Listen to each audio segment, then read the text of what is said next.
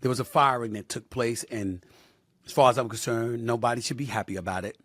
The Milwaukee Bucks made the decision to fire Adrian Griffin, even though his record was 30-13. I'd love to tell you that I didn't see it coming, but needless to say, I did.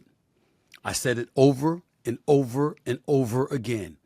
And it all started from the in-season tournament in Las Vegas, Nevada, when Giannis Antetokounmpo was doing a presser in front of the media, and I was standing in that room, and I specifically asked him a question about the Milwaukee Bucks last year compared to this year. And what did he say? He said, quote, "We were discombobulated. We were all over the place. We just haven't been what we need to be. We need to get our stuff together."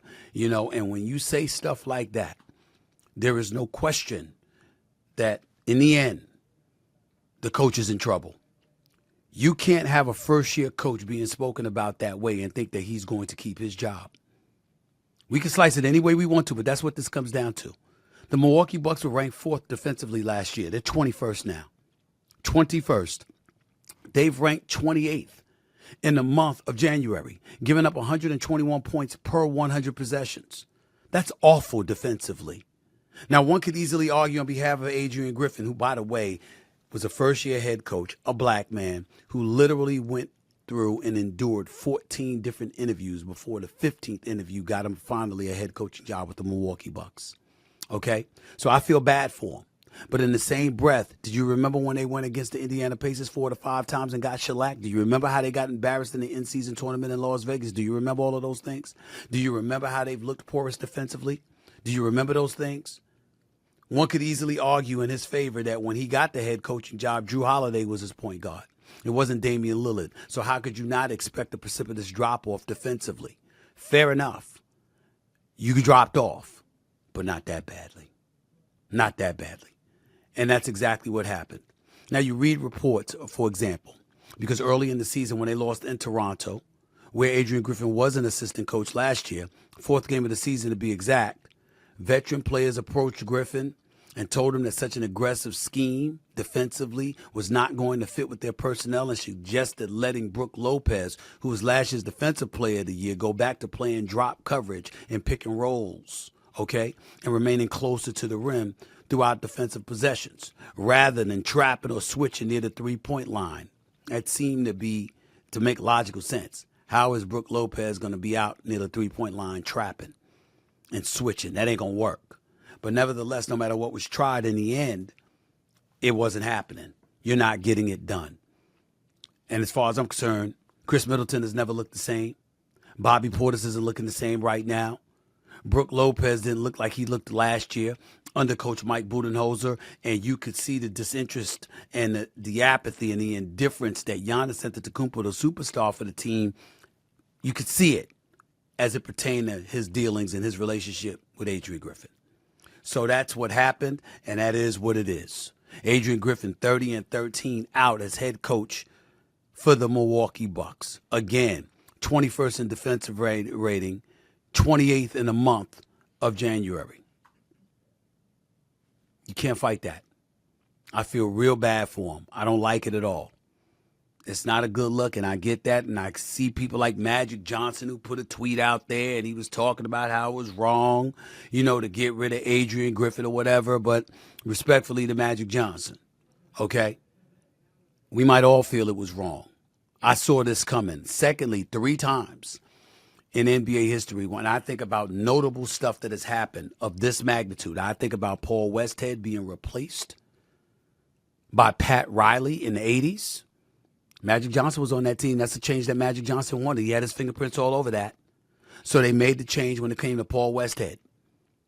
They made the change when Pat Riley decided to dismiss Stan Van Gundy because he was getting on Dwayne Wade and Shaquille O'Neal's last nerve. And as a result, Pat Riley inserted himself into the equation, and the Heat went on to beat Dallas and win the NBA championship. The other one was David Blatt, coaching in Cleveland. And he was replaced by Ty Lue, who ultimately coached the Cleveland Cavaliers to a championship with LeBron James, Kyrie Irving, and Kevin Love and those boys. But in all those situations, it was either an assistant coach being elevated to the head coaching job or the president coming down from upstairs to take over the head coaching job because he wasn't satisfied with the coach he hired and the job that he was doing. We haven't seen a situation where a new coach, that's outside the mix comes inside and ultimately takes over the team.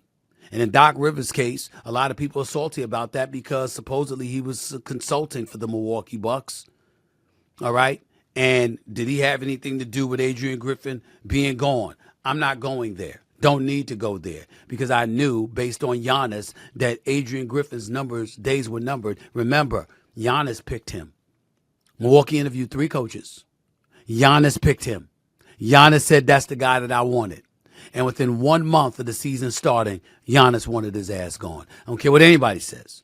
Go back and watch Giannis talking about the Milwaukee Bucks and specifically the coaches at the in-season tournament in Vegas, and you'll see for yourself. It's all there. It's right there. You're Damian Lillard. You got to step up. You got to be that superstar we know you to be. He's won a couple of games for them, averaging over 25, but we know what he needs to be. Giannis, you got to get re-engaged. You're the leader of this franchise. Milwaukee clearly has to make a move because even though they signed him to a long-term extension, Giannis, you know how superstars are in the NBA these days, he demands out, you can get out. And as it pertains to Doc Rivers, that's where things get very, very, very interesting. Doc Rivers is a champion. Doc Rivers at one time was labeled one of the top 15 coaches in the history of basketball.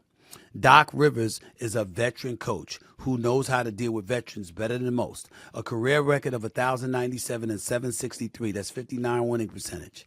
In 24 seasons as an NBA head coach with 4 different teams, the Orlando Magic, the Boston Celtics, the Los Angeles Clippers, and now the Philadelphia 76ers. Current streak, 16 straight winning seasons. Last losing season as a coach was the 2006-2007 season for the Celtics. The 1999-2000 NBA Coach of the Year. 2021-22 was when Doc Rivers was named one of the 15 greatest coaches in NBA history as part of the league's 75th anniversary team. I give you all of that, along with his championship in 2008, along with that 111 and 104 career playoff record, which is 51.6% winning percentage.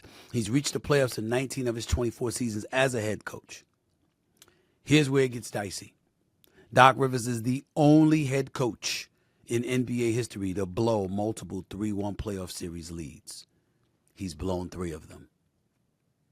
Okay? He's 6-10 lifetime in Game 7s, but is currently on a 5-game losing streak. And he couldn't get Joel Embiid and the Sixers out of the conference finals, out of the conference semifinals. So those are going to be the blemishes. Those are going to be the question marks. Here's the only thing that I have to say as it pertains to Doc Rivers, who is a friend, who is somebody that I root for. He was my colleague here at ESPN ABC before he decided to take this head coaching job. Obviously, I'm wishing him nothing but the best of luck. Here's what we have to acknowledge up front. This is Doc Rivers' last chance. After 24 years, after getting let go by Philadelphia last year when James Harden quit on him in Game 7 against Boston, after all of that's happened, this is it.